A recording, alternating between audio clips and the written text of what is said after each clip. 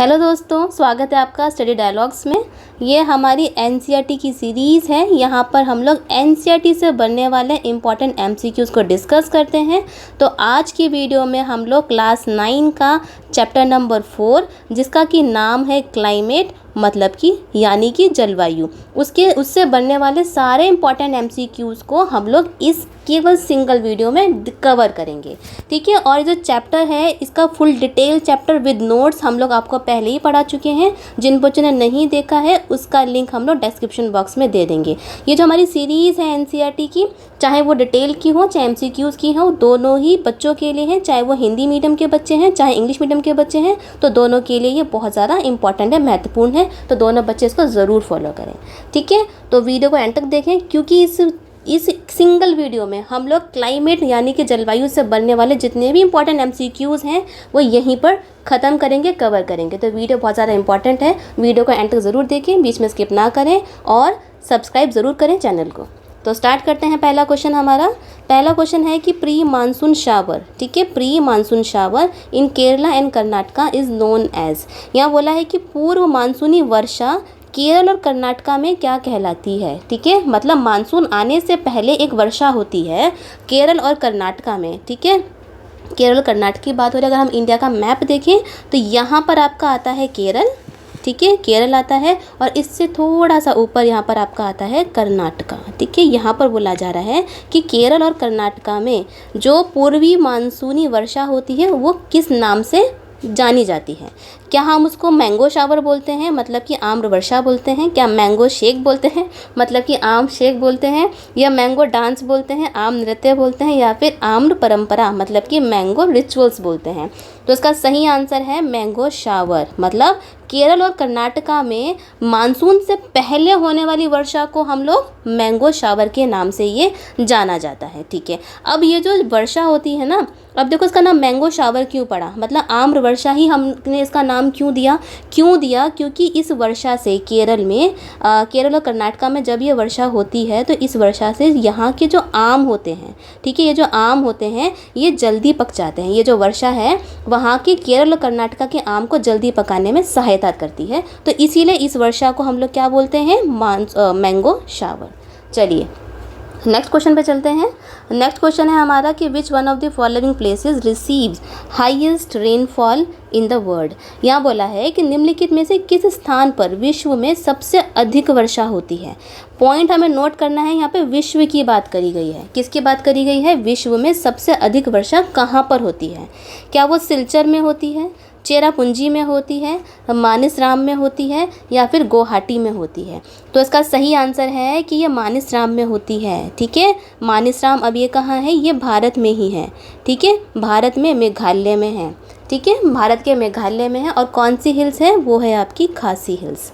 अगर हम इसको डायग्राम में देखें, ये भारत का नक्शा है, तो यहाँ पर मेघालय में यहाँ पर आपको खासी हिल्स मिलेंगी, ठीक है। तो यहीं पर आपका मानसराम होता है, ठीक है। क्या होता है, मानसराम है, जिसमें कि वर्ल्ड की, पूरे विश्व की सबसे ज़्यादा जो वर्षा है वो यहीं पर होती है, ठीक है। चलिए नेक्स्ट क्वेश्चन पे चलते हैं। नेक्स्ट क्वेश्चन है हमारा कि localized thunder storm in West Bengal are known as. यहाँ बोला है कि तीव्र हवाओं के साथ गरज वाली मूसलाधार वर्षा को पश्चिम बंगाल में क्या कहते हैं, ठीक है। क्या उसको आता बैसाख बोलते हैं, या उसको जाता बैसाख बोलते हैं, काल बैसाख बोलते हैं, या फिर इसको बाल बैसाख बोलते हैं। तो इसका सही आंसर है, इसको हम बोलते हैं काल बैसाख। अब देखिए ये जो क्वेश्चंस है ना, ये इंपॉर्टेंट है क्योंकि ये हमसे पहले भी हमारे एग्ज़ाम में आ चुके हैं। तो बंगाल में थंडर स्टॉर्म, गरज के साथ आने वाली मूसलाधार बारिश को एक नाम दिया गया है, जिसका कि नाम क्या है, वो है काल बैसाख। अब ये देखिए इसका जो रिलेशन है वो लू से है। आपको पता है गर्मियों में लू चलती है बहुत ज़्यादा। अब ये जो लू होती है ये एक तरीके की धूल भरी आंधी है, ठीक है, और शुष्क पवनें होती हैं, ये मतलब ड्राई विंड होती हैं ये। तो ये होती हैं, इससे गर्मी भी बहुत ज़्यादा फैल जाती है। लेकिन कभी कभी इसमें क्या होता है, ज़्यादातर ये धूल भरी आंधियाँ हैं, ये हमें ठंडक पहुंचाने का भी काम करती हैं, क्योंकि इसमें बारिश भी कभी कभी ये कर देती हैं, ठीक है। ये बारिश कर देती हैं तो उससे ठंडक पहुंच जाती हैं। तो यही बारिश जब वेस्ट बंगाल में जब गरज के साथ बहुत ज़्यादा तेज़ रूप में होती है तो इस बारिश को बंगाल में हम लोग काल बैसाख के नाम से जानते हैं। ठीक है, चलिए नेक्स्ट क्वेश्चन पे चलते हैं। अब नेक्स्ट क्वेश्चन है western disturbance is important for the cultivation. यहाँ बोला है कि पश्चिमी विक्षोभ कौन सी फसल के लिए महत्वपूर्ण होता है? क्या वो रबी फसल के लिए होता है, खरीफ फसल के लिए, जायद फसलों के लिए, या फिर इनमें से कोई भी नहीं? तो इसका सही आंसर है कि रबी जो फसलें होती हैं, क्रॉप्स होती हैं, उसके लिए जो पश्चिमी विक्षोभ है, वेस्टर्न डिस्टर्बेंस है, बहुत ज़्यादा मायने रखता है, बहुत ज़्यादा महत्वपूर्ण होता है। अब ये वेस्टर्न डिस्टर्बेंस की अगर हम बात करें तो ये आपको शीत ऋतु में मिलता है। ठीक है, मतलब कि जो आपके जो कोल्ड वेदर होता है वहाँ पर ये होता है, वहाँ पर ये वेस्टर्न डिस्टर्बेंस आती है। वेस्टर्न डिस्टर्बेंस क्या है? ये एक तरीके की रेनफॉल है, वर्षा है, जो कि सर्दियों में मतलब कि विंटर में ये आती है, आपको पता भी होगा।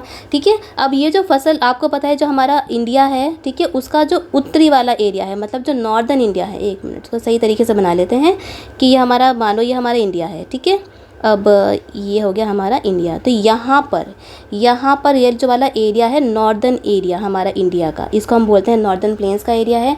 तो यहाँ पर जो वेस्टर्न डिस्टर्बेंस है हमारा, जो हमारा पश्चिमी विक्षोभ है, इसका बहुत ज़्यादा असर रहता है। अब यही चीज़ ये हमारी रबी फसलें जैसे कि गेहूँ हो गया, उसको पकाने में ये बहुत ज़्यादा हेल्पफुल होती है। अगर हम बात करें ये आता कहाँ से है, ठीक है, जनरेट कहाँ पर होता है, ये ओरिजिनेट कहाँ पर, उत्पन्न कहाँ पर होता है, तो ये होता है आपका मेडिटेरेनियन सी, मतलब जो आपका भूमध्य सागर है, भूमध्य सागर से जब भूमध्य महासागर में लो प्रेशर हो जाता है, बन जाता है। ठीक है, और आपका पश्चिमी जो एशिया है, मतलब जो वेस्टर्न एशिया है, वहाँ से लो प्रेशर बन गया। तो अब वही लो प्रेशर से हवाएं ऊपर उठेंगी, अब वो हवाएं ठंडी होकर उस साइड जाएंगी जहाँ पर आपका हाई प्रेशर होगा।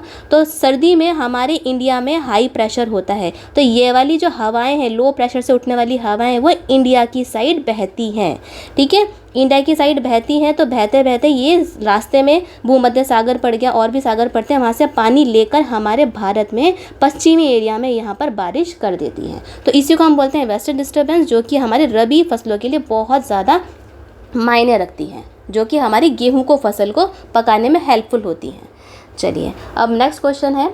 अब देखो नेक्स्ट क्वेश्चन पे जाने से पहले मैं बता दूं कि हमारा जो चैनल है उस पे बच्चों के लिए बहुत सारी सीरीज़ चलाई जा रही हैं। जैसे कि हमारी पहली सीरीज़ है बिहार स्पेशल की सीरीज़ है। अब ये जो सीरीज़ है ये उन बच्चों के लिए जो कि स्पेशली बिहार के एग्ज़ाम्स को ही फोकस करते हैं, तो उसी को लेकर हम लोगों ने बिहार की स्पेशल तैयारी कराई है, आपको करवा रहे हैं। जैसे कि बिहार का जो इतिहास है, बिहार की जो हिस्ट्री है, उसको हम लोगों ने केवल 3 वीडियो में कवर करा है। आप जाके ज़रूर देखिए, बहुत इंपॉर्टेंट क्वेश्चन हम लोगों ने यहाँ पर कवर करे हैं। अब बिहार की जो ज्योग्राफी है, बिहार का जो भूगोल है, वो हमारा चल रहा है, उसकी वीडियोस हम लोग रेगुलर डालते रहते हैं, आप उसको भी फॉलो कर सकते हैं। और बिहार के जो लास्ट 6 महीने के जो करंट अफेयर्स है बिहार स्पेशल के, उसकी वीडियो भी आपको हमारे चैनल पर मिल जाएगी, तो उसको भी आप ज़रूर फॉलो कीजिए। अगर आप बिहार का पेपर दे रहे हैं या फिर सोच रहे हैं कि हम बिहार का पेपर देंगे, तो ये जो सीरीज़ है ये आपके लिए बहुत ज़्यादा महत्वपूर्ण और इम्पॉर्टेंट है। चलिए अब हमारी नेक्स्ट जो सीरीज़ है वो है एनसीईआरटी की। देखिए एनसीईआरटी को हमने 2 पार्ट्स में डिवाइड कर रखा है। पहला है हमारा डिटेल एनालिसिस, यहाँ पे हम लोग चैप्टर को डिटेल्ड में नोट्स के साथ आपको पढ़ाते हैं, ठीक है, और फिर उससे बनने वाले इंपॉर्टेंट एमसीक्यूज़ को हम लोग नेक्स्ट वीडियो में कवर करवाते हैं, जो कि मैं आपको करवा रही हूँ। हमारी क्लास 6, 7, 8 पूरी हो चुकी है। यहाँ पे हमने हर चैप्टर को डिटेल में पढ़ा दिया है, साथ में उसके बनने वाले एमसीक्यूज़ को भी कवर करवा दिया है। चलिए अब हमारी जीएस 8 एमसीक्यूज़ की सीरीज़ है। यहाँ पर हम लोग रेगुलरली जो डेली करंट अफेयर्स होते हैं उनसे बनने वाले चुनिंदा 8 एमसीक्यूज़ को डिस्कस करते हैं। साथ में इसका जो भी डिटेल्ड होता है, पीछे जीके है, उसको हम लोग साथ में डिस्कस करते हुए चलते हैं। फिर हमारी मंथली मैगजीन की सीरीज़ आती है। यहाँ पर जो पूरे महीने में जो इम्पॉर्टेंट जो करंट अफेयर आपके रहते हैं, न्यूज़ रहते हैं, उनको कंपाइल करके मैगजीन की रूप में हम लोग आपके लेकर आते हैं। और हमारी मैगजीन में 1 लाइनर रहते हैं। जैसे कि जुलाई की जो मैगजीन है वो हम लोगों ने केवल 40 1 लाइनर्स में कंप्लीट करें, आप जाके ज़रूर देखिए उसको।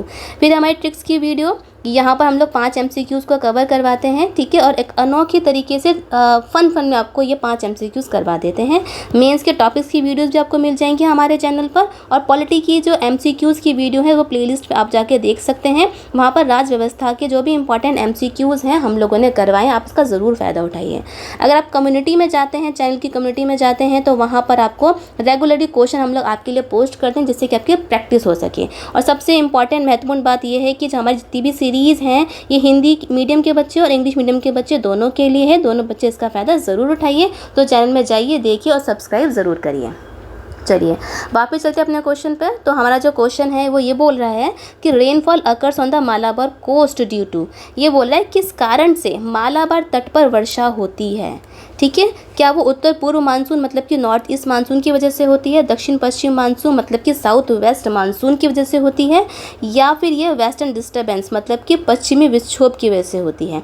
तो इसका सही आंसर है कि ये दक्षिण पश्चिम मानसून की वजह से, जो मालाबार कोस्ट है हमारा, मालाबार तट जो है जो केरल में है, वो वहाँ पर वर्षा इस दक्षिण पश्चिम मानसून की वजह से होती है। अगर हम मैप में देखें तो हमारे भारत का जो मैप है, ये नक्शा है, तो यहाँ पर ये हमारा केरल है, तो यहाँ पर इस साइड जो ये तट है इस पर मालाबार कोस्ट ये कहलाता है। अब यहाँ से आपकी साउथ वेस्ट मानसून मतलब कि आपका जो दक्षिण पश्चिम मानसून की जो हवाएं हैं वो इस तरीके से आती हैं, और यहाँ पर जो पहाड़ हैं आपके मालाबार कोस्ट पर, ये हवाएं पानी भरकर लेकर आती हैं आपके अरब सागर का मतलब कि अरेबियन सी का, और वहाँ पे बादल से ये हिल से टकराकर, पहाड़ों से टकराकर वर्षा ज़्यादातर आपको यहीं पर ये कर देती है, जिसको कि हम लोग इस वाले एरिया को हम लोग बोलते हैं विंडवर्ड साइड, ठीक है। अब ये हवाएं बादल को ये जो पर्वत है, ठीक है, तो यहाँ पर एक मिनट दोबारा बना लेते हैं इसको डायग्राम को।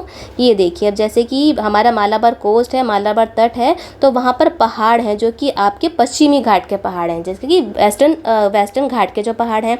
तो यहाँ सर साउथ वेस्ट मानसून की पवनें आई, अरब सागर से पानी भरा अपने बादलों में, और पर्वत से टकराकर हम यहाँ पर मूसलाधार बारिश कर दी। अब ये हवाएं इस पहाड़ को क्रॉस करके आगे भी जाएंगी। जब वो आगे जाएंगे तो यहाँ पर इन पर इतना पानी नहीं बचेगा कि वो इतनी सारी बारिश यहाँ पर कर सकें।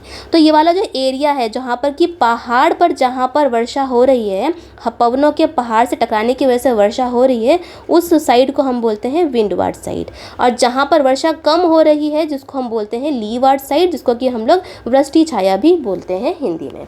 तो हम लोग ने देख लिया कि जो हमारा मालाबार कोस्ट है उस पर जो बारिश होती है वो आपके दक्षिण पश्चिम मानसून की वजह से होती है। चलिए नेक्स्ट क्वेश्चन देख लेते हैं। नेक्स्ट क्वेश्चन है हमारा, the most of the world deserts are located in the subtropics. यहाँ बोला है कि विश्व के अधिकतर मरुस्थल उपोष्ण कटिबंधीय भागों में कहाँ पर स्थित हैं, ठीक है। अब बोला है कि जो विश्व में जो मरुस्थल हैं, ठीक है, वो उपोष्ण कटिबंधीय भागों में कहाँ पर स्थित हैं।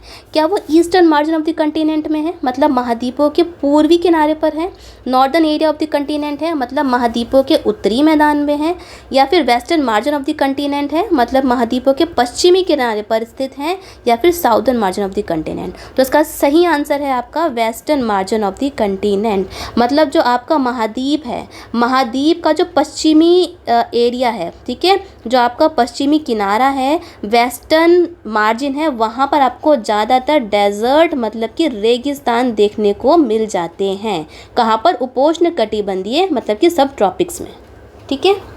इसको देख लेते हैं मैप में। अभी देखिए ये हमारा मैप है, पूरे विश्व का मैप है, ठीक है। यहाँ से आपका इक्वेटर जा रहा है, तो यहाँ पर जो बात हो रही है आपके सब ट्रॉपिक्स की बात हो रही है, मतलब उपोष्ण कटिबंधीय भागों की बात हो रही है। तो यहाँ पर इस वाले एरिया की बात हो रही है, ठीक है, इस वाले एरिया की बात हो रही है। तो ये बोला है कि जो इस एरिया में जो आपके महाद्वीप पड़ते हैं, ठीक है, इस वाले एरिया में जो आपके महाद्वीप पड़ रहे हैं, वहाँ पर जो रेगिस्तान है वो आपको ज़्यादातर पश्चिमी भाग में ही मिलेगा। अब वो क्यों मिलेगा कि यहाँ पर आपको हाई प्रेशर मिलता है, मतलब कि उच्च दाब बना रहता है। दूसरा, यहाँ पर जब कि ट्रेड विंड्स होती हैं, मतलब जो व्यापारिक पवनें होती हैं, उनकी दिशाओं की वजह से, ठीक है, उनकी दिशाएं होती हैं इस टाइप की जो दिशाएं हैं, जो कि नॉर्थ ईस्ट डायरेक्शन से आती है, मतलब उत्तर पूर्व डायरेक्शन से आती हैं। तो उन दिशाओं की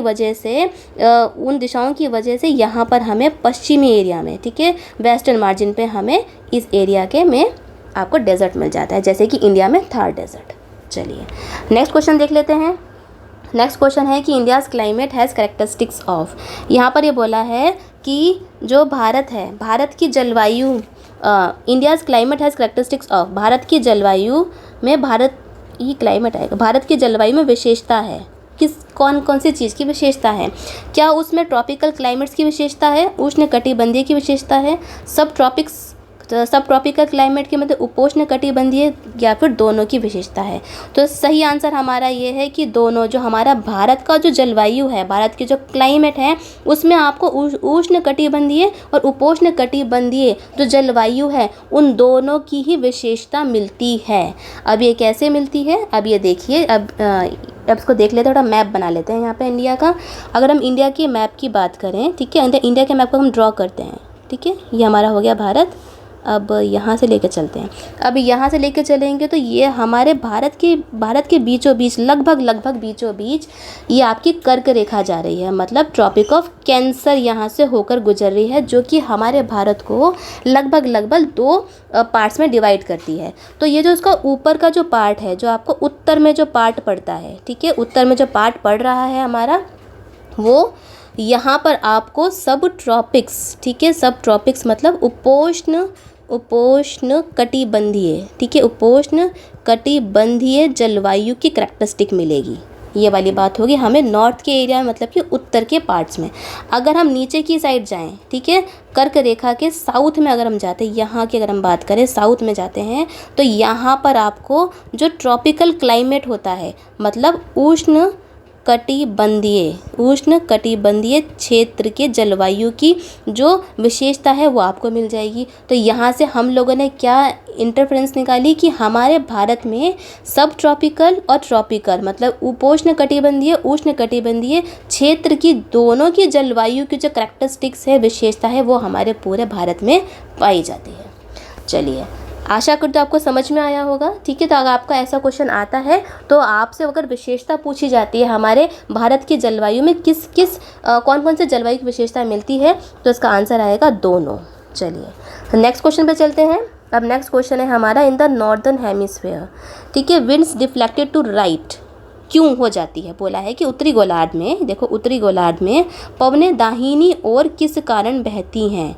उत्तरी गोलार्ध में जो पवनें हैं वो दाहिनी ओर किस साइड क्यों बहती हैं? क्या वो कोर्लिस बल की वजह से बह रही हैं, ओशियन की वजह से बह रही हैं, वोल्केनो की वजह से, या फिर रेनफॉल की वजह से? तो इसका सही आंसर है कोरियोलिस फोर्स। अब ये कोरियोलिस फोर्स क्या है? जब हमारी धरती अपनी ही धुरी पर घूमती है, ठीक है, जब हमारी धरती अपनी ही धुरी पर घूमती है तो उसकी वजह से लगने वाले बल को हम लोग कोरियोलिस बल या फिर कोरियोलिस फोर्स बोलते हैं। अब ये कैसे? अब ये देखिए, यहाँ पर अगर हम बात करें अपने पूरे विश्व की धरती की बात करें तो ये हमारी धरती है। अब धरती में जहाँ से हमारा इक्वेटर जाता है तो वहाँ पर आपको निम्न दाब होता है, मतलब कि लो प्रेशर बनता है। अब लो प्रेशर बनने की वजह से उस क्षेत्र में जो हवाएं हैं, उस एरिया में जो हवाएं हैं वो ऊपर की साइड जाती हैं। अब जाते जाते वो हवाएं ठंडी हो जाती हैं। ठंडी होने के बाद वो हवाएं नीचे आती हैं, ठीक है, नीचे आती हैं, ठीक है, कोई भी चीज़ कोई ठंडी वो नीचे आ जाए, भारी हो गई तो वो नीचे आ गई। लेकिन इस कोरियोलिस फोर्स की वजह से, जो हमारी धरती घूमने की वजह से जो कोरियोलिस बल लग रहा है, वो उन हवाओं को जाना ऐसे होता है, लेकिन उस कोरियोलिस बल की वजह से हवाएं इस डायरेक्शन में, मतलब राइट डायरेक्शन में ये मूव हो जाती हैं, ठीक है। तो इसी चीज़ को बोला गया है कि जो उत्तरी गोलार्ध है, ठीक है, जो उत्तरी गोलार्ध है वहाँ पर जो हवाएं हैं वो राइट डायरेक्शन में मूव हो जाती हैं। किसकी वजह से? कोरियोलिस बल की वजह से। चलिए नेक्स्ट क्वेश्चन देख लेते हैं। हमारा जो नेक्स्ट क्वेश्चन है वो है winter rainfall locally known as. यहाँ बोला है कि शीतकाल की वर्षा को कहा जाता है। अब देखो, विंटर रेनफॉल की अगर हम बात करें, ये आपको जो पश्चिमी विक्षोभ है, वेस्टर्न डिस्टर्बेंस है, उसी की ओर इशारा ये कर रहा है, ठीक है। अगर हम लोकल बोलें, अगर लोकल भाषा में बोलें तो उस विंटर रेनफॉल को, शीतकाल की वर्षा को क्या कहा जाता है? संवत कहा जाता है, महेश कहा जाता है, महाराज कहा जाता है, फिर महावट कहा जाता है। इसको कहा जाता है महावट, ठीक है। लोकल भाषा में इसको, स्थानीय तौर पर इसको महावट कहा जाता है। अब ये जो वही बात है, ये जो महावट है ये हमारी जो रबी फसलें होती हैं, मतलब जो रबी की क्रॉप है उसके लिए बहुत बहुत ज़्यादा इम्पॉर्टेंट होती है। उसको पकाने में ये बहुत हेल्प करती है। चलिए नेक्स्ट क्वेश्चन को देख लेते हैं। नेक्स्ट क्वेश्चन है हमारा कि rainfall in Ganga valley decreases from. यहाँ बोला है कि गंगा की घाटी में किस और वर्षा की मात्रा घटती है? क्या वो उत्तर से दक्षिण मतलब कि नॉर्थ टू साउथ घटती है, दक्षिण टू साउथ टू नॉर्थ मतलब दक्षिण से उत्तर, ईस्ट टू वेस्ट मतलब पूरब से पश्चिम, या फिर वेस्ट टू ईस्ट मतलब पश्चिम से पूरब?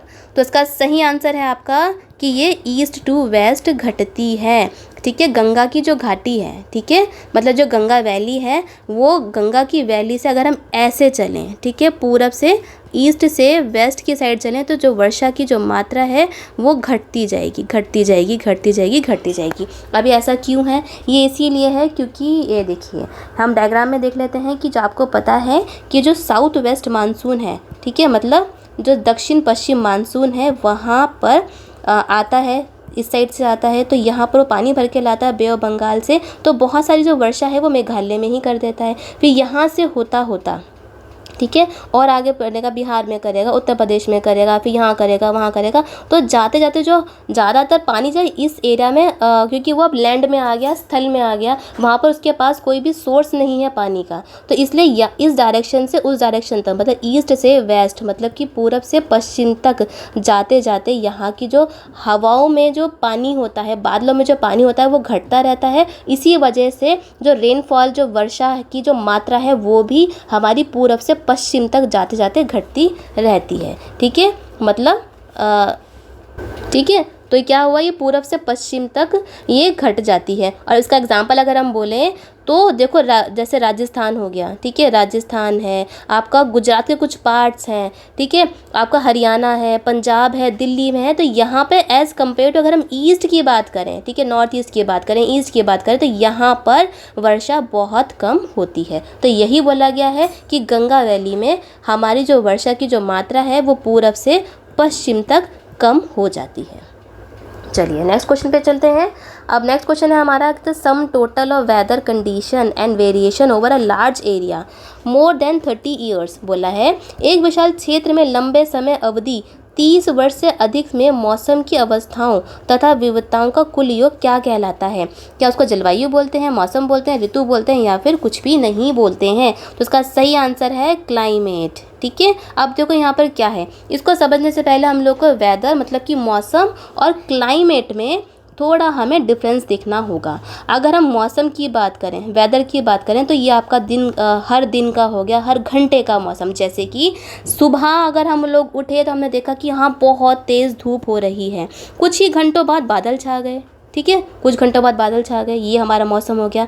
और कभी भी हम लोग बाहर जाते हैं तो हम लोग अपने मोबाइल पर देख कर जाते हैं कहीं बहुत ज़्यादा धूप तो नहीं है, तो आज का प्लान कैंसिल करते हैं, या फिर बारिश तो नहीं होने वाली। तो ये जो हम लोग रेगुलरली मौसम को चेक करते हैं, जो हमारा मौसम विभाग है, ठीक है, जो हमारा मौसम विभाग है, जो चेतावनी देता है कि आज ऑरेंज अलर्ट है, रेड अलर्ट है, बारिश का, धूप का, जो रेगुलरली जो हमें अलर्ट देता है, वो हमारे मौसम के बारे में बोलता है कि हर घंटे, हर दिन, हर वीक, महीने, तो वो हमारे वेदर की बात होगी, हमारे मौसम की बात होगी। वहीं पर अगर हम क्लाइमेट की बात करें, वहाँ पर अगर हम क्लाइमेट की बात करें, इसी मौसम को अगर हम रेगुलरली वो मौसम पूरे 30 सालों तक कैसा रहा है, ठीक है, 30 सालों से ज़्यादा तक वो जो मौसम है किस तरीके का रहता है, तो उसको हम बोलते हैं क्लाइमेट। ठीक है, अब जैसे एग्जांपल अगर हम लें, अगर मैं बोलूँ आपसे कि सहारा डेजर्ट मतलब सहारा रेगिस्तान के बारे में, तो सोचते आपके दिमाग में क्या आएगा कि वहाँ तो बहुत ज़्यादा रेत है, बहुत गर्मी होती है। तो ये हमारा क्या दर्शाया कि हम लोगों ने दिमाग में क्या सोचा, हमने जलवायु सोची, क्लाइमेट सोचा कि बहुत ज़्यादा गर्म है, ड्राई है, हॉट एंड ड्राई क्लाइमेट है। ठीक है, तो ये हमारा हो गया जलवायु।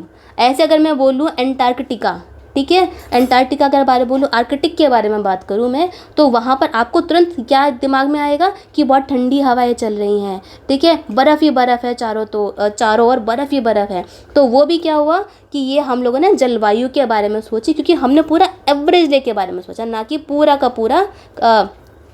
पूरा हमने क्या सोचा कि रोज़ के बारे में, उसके मौसम के बारे में नहीं सोचा, हमने पूरे उसके जलवायु मतलब क्लाइमेट के बारे में सोचा। ठीक है, तो मोटा मोटा जो हो गया पूरे क्षेत्र का, एक पूरे क्षेत्र का अगर हम एवरेज, उसके मौसम का जो एवरेज ले लेंगे, ठीक है, मतलब 30 साल के अगर वेदर को भी हम लोग प्लस करके उसका एवरेज लेंगे, तो वो हमारी क्लाइमेट या फिर जलवायु ही कहलाता है। वही क्वेश्चन में आपसे पूछा गया है, तो इसका आंसर है क्लाइमेट। चलिए नेक्स्ट क्वेश्चन पे देखते हैं। अब है कि monsoon arrives in India approximately. यहाँ बोला है कि भारत में मानसून का आगमन कब होता है। ठीक है, भारत में मानसून का आगमन कब होता है? मई के प्रारंभ में होता है, जून के प्रारंभ में होता है, जुलाई के प्रारंभ में होता है, अगस्त के प्रारंभ में होता है। तो ये आपका होता है जून के प्रारंभ में। ठीक है, देखिए अभी भी अगस्त चल रहा है और यहाँ पे हम लोगों का मानसून आ चुका है। बहुत ज़्यादा बारिश हो रही, चाहे आपका बिहार हो, यूपी हो, दिल्ली हो, हर जगह बारिश हो रही है। ठीक है, तो ये बात बोली है कि बारिश जो है मानसून है वो इंडिया में कब तक पहुंच जाता है? तो ये पहुंच जाता है आपके जून के प्रारंभ में। अब ये कैसे, देखिए जो भारत है, जो हमारा इंडिया है, उसके जो उत्तरी मैदान है, ठीक है, भारत का जो उत्तरी मैदान है वहाँ पर जून के प्रारंभ में लो प्रेशर क्रिएट होता है। लो प्रेशर मतलब क्या है? निम्न दाब। ठीक है, लो प्रेशर यहाँ पर ये क्रिएट होता है। अब उसकी वजह से यहाँ पर लो प्रेशर बेल्ट बन जाती है। ठीक है, लो प्रेशर बेल्ट बनती है और मस्करीन हाईलैंड में हाई प्रेशर बनता है, उच्च दाब बनता है। तो यहीं से सर्कुलेशन क्रिएट हो जाता है और जून में वर्षा हमारे आगमन कर देती है हमारे भारत में। कहाँ से करती है? केरल से करती है। चलिए नेक्स्ट क्वेश्चन पे चलते हैं। नेक्स्ट क्वेश्चन है elements of weather and climate are. यहाँ बोला है कि मानसून तथा जलवायु के तत्व हैं। कौन कौन से तत्व हैं? टेम्परेचर, वायुमंडलीय दाब मतलब एटमॉस्फेरिक प्रेशर, ह्यूमिडिटी, प्रेसिपिटेशन मतलब आर्द्रता एवं वर्षण, या फिर सभी के सभी। तो आंसर आपका है कि हाँ, ये सभी के सभी वेदर के भी क्लाइमेट तत्व हैं, एलिमेंट हैं, और जलवायु के भी ये तत्व हैं। अब ये कैसे? अब देखिए, जब हम कभी वेदर देखते हैं, मौसम देखते हैं, फिर क्लाइमेट देखते हैं, तो उसमें हम उस क्षेत्र का टेम्परेचर भी देखेंगे कि जैसे कि मैंने आपको बोला कि अगर हम सहारा के बारे में बात करा तो आपने क्या सोचा कि सहारा में बहुत गर्मी है। जैसे ही मैंने अंटार्कटिका के बारे में बात करा, आर्कटिक के बारे में बात करी, तो हमने सोचा कि वहाँ तो बहुत ठंड है। ठीक है, तो ये हमारे टेम्परेचर का तत्व आ गया, एलिमेंट आ गया, हमने सोचा तो क्लाइमेट में हो गया। ऐसे हम लोग वेदर, आज बहुत ठंड है, आज बहुत गर्मी है, उससे भी हम लोग जांचते हैं कि वेदर कैसा है, क्लाइमेट कैसा है। ऐसे ही वायुमंडलीय दाब के बारे में बात करते हैं कि वहाँ पे प्रेशर क्या है, क्या वो जगह पहाड़ों के ऊपर है या फिर वो नीचे है, उसका मीन सी लेवल कितना है। तो उसके हिसाब से वहाँ की जो हाइट है, एल्टीट्यूड है, उसका जो प्रेशर, उसके वजह से ही उस क्षेत्र का क्लाइमेट, जलवायु और वेदर बनता है। ऐसी ह्यूमिडिटी, आर्द्रता कितनी है, कितनी बारिश होती है, उन सभी चीज़ों को लेकर हम लोग ये बताते हैं कि किसी भी एरिया का क्लाइमेट, जलवायु कैसी है और वेदर कैसा है। और उसके अलावा हम लोग उस एरिया, किसी भी एरिया की विंड देखेंगे कि पवन कैसी है, क्या यहाँ पे धीमी पवनें चलती हैं, तेज़ पवनें चलती हैं, कौन से डायरेक्शन में चलती हैं, क्या दिशा में है। उन सभी तत्वों को लेकर हम लोग किसी भी क्षेत्र का वेदर या फिर क्लाइमेट को जाँच सकते हैं। ठीक है, तो सारे के सारे जो तत्व हैं, जो एलिमेंट्स हैं, ये दोनों ही के ही हैं, वेदर के हों चाहे क्लाइमेट के हों। चलिए आगे चलते हैं। आगे हमारा climate of India is describe as. यहाँ बोला है कि जो भारत की जलवायु है वो हम लोग कैसे बता सकते हैं, वो किस टाइप की है। क्या वो चाइना टाइप की है, मतलब चीन टाइप की है, भूमध्य सागरीय जलवायु है, भूमध्य मतलब मेडिटेरियन टाइप है, इक्वेटोरियल टाइप है, भूमध्य रेखीय जलवायु या फिर मानसूनी टाइप है। तो हमारे जो भारत की जलवायु है वो है हमारा मानसूनी जलवायु। ठीक है, मानसूनी जलवायु है। और करैक्टरिस्टिक आपको दोनों की ही मिलेंगी, चाहे वो सब ट्रॉपिकल हो या फिर वो आपका ट्रॉपिकल क्लाइमेट हो। ठीक है, लेकिन जलवायु हमारी कौन सी है? मानसून टाइप की है। अब ये कैसे है? अब देखिए हमारे भारत में जो हमारी जो विंड सिस्टम है, ठीक है, मतलब जो हमारी हवाओं की जो दिशा है वो बदलती है। ठीक है, जैसे कि साउथ वेस्ट मानसून आया तो उसकी दिशा इस टाइप में होगी, यहाँ पर उसकी दिशा होगी। वहीं पर अगर हम सितंबर अक्टूबर की बात करें, अक्टूबर नवंबर की बात करें, तो ये जो हवाएं हैं ये लौटना स्टार्ट हो जाती हैं। ठीक है, जिसको हम लौटता मानसून भी बोलते हैं, जिसको नॉर्थ ईस्ट मानसून बोलते हैं। तो इन हवाओं की दशाओं का बदलना साउथ वेस्ट के डायरेक्शन में हो या फिर नॉर्थ ईस्ट के डायरेक्शन में हो, इसकी वजह से ही जो हमारे विंड्स की रिवर्सल होता है। ठीक है, सीजनल रिवर्सल होता है विंड्स की डायरेक्शन का, मतलब एक वर्ष के दौरान वायु की दिशा में ऋतु के अनुसार जो परिवर्तन होता है हवाओं का, उसकी वजह से ही हमारे भारत के क्लाइमेट को हम लोग क्या बोलते हैं? मानसून टाइप, मतलब कि मानसूनी जलवायु कहलाती है। चलिए नेक्स्ट क्वेश्चन है हमारा कि which of the following characterize the cold weather season in India. यहाँ पर बोला है कि निम्नलिखित में से कौन सी भारत में शीत ऋतु की विशेषता है। क्या यहाँ पर आपको गर्म दिन और गर्म रातें मिलती हैं? शीत ऋतु में बिल्कुल नहीं मिलती, क्योंकि यहाँ पर ठंड की बात हो रही है। क्या ठंड में क्या गर्मी होती है? नहीं होती। ठीक है, वार्म डेज और कोल्ड नाइट्स मतलब गर्म दिन और ठंडी रातें हो सकता है।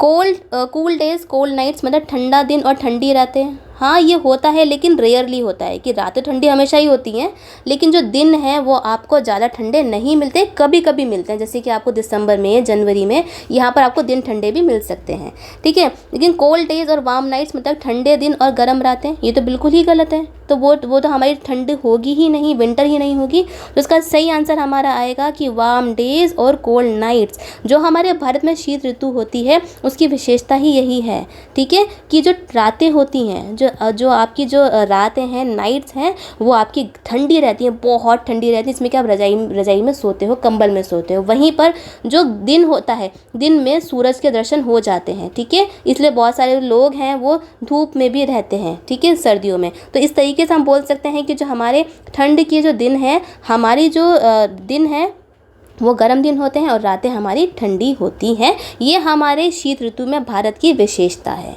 ठीक है, इम्पॉर्टेंट है। आगे चलते हैं, चलिए आगे चलते हैं। ये आपका लास्ट क्वेश्चन है हमारी वीडियो का। तो इसमें पूछा है कि state of the atmosphere over an area at any point of time is known as. यहाँ बोला है कि एक विशेष समय में एक क्षेत्र के वायुमंडल की अवस्था क्या कहलाती है, ठीक है, क्या कहलाती है? जलवायु, मौसम, ऋतु या फिर सीज़न। तो इसका आंसर है हमारा वेदर। देखो वेदर के बारे में आपको पहले ही समझा चुकी हूँ। यहाँ पर यही बोला है कि एक विशेष समय में एक क्षेत्र की वायुमंडल की अवस्था, एटमॉस्फेयर की अवस्था क्या है, क्या वहाँ पे धूप हो रही है, ठीक है, बहुत तेज़ सूरज चल रहा है, या फिर बारिश हो रही है, या फिर ठंडी हवाएं चल रही हैं, या फिर बहुत ज़्यादा ह्यूमिडिटी है, चिपचिपापन है, ठीक है, टेम्परेचर बहुत ज़्यादा है या फिर टेम्परेचर बहुत ज़्यादा कम है। तो ये जो सारी चीज़ें हैं ये आपका रेगुलरली टाइम टू टाइम, दिन के दिन, घंटे के घंटे, वीक टू वीक ये आपका बदलता रहता है। तो इसी चीज़ को हम बोलते हैं मौसम। क्योंकि हम लोग क्या बोलते हैं कि आज का मौसम कैसा है, क्या हम ये बोलते हैं कि आज की जलवायु कैसी है? नहीं बोलते हैं ना, क्या बोलते हैं आज का मौसम कैसा है, आज का मौसम कैसा रहेगा, ठीक है, eight any point of time, कि एक विशेष समय में यहाँ की जलवायु वायुमंडल में किस तरीके की अवस्था है, उसको हम बोलते हैं वेदर।